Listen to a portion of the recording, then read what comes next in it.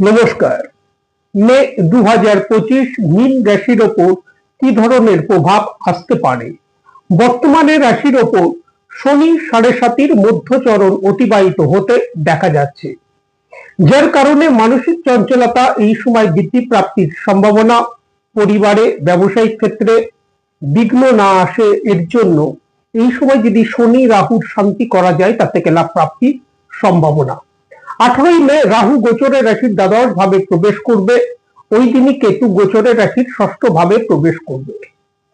আগামী প্রায় 1.5 বছর রাহু ও কেতুকে রাশির দ্বাদশ ভাবে ও ষষ্ঠ ভাবে অবস্থান করতে দেখা যাবে। এই সময়কালে আর্থিক লেনদেন সংক্রান্ত বিষয়ে সতর্কতা অবলম্বন করা উচিত।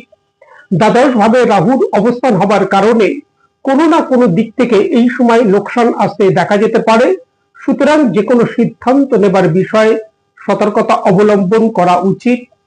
খরচের প্রতি নিয়ন্ত্রণ করে চলা উচিত।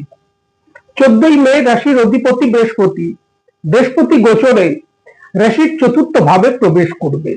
ব্যবসায়িক ক্ষেত্র, কর্মক্ষেত্রে অগ্রগতি সাফল্য আসতে দেখা যাচ্ছে। আগামী প্রায় 1 বছর বৃহস্পতিকে গোচরে রাশির চতুর্থ ভাবে অবস্থান করতে দেখা যাবে। এই সময়কালে কর্মক্ষেত্র, ব্যবসায়িক ক্ষেত্রের সাথে সাথে ভূমি, বাহন, প্রপার্টি ক্রয়েরও অনুকূল যোগ তৈরি হতে দেখা যাচ্ছে। নমস্কার।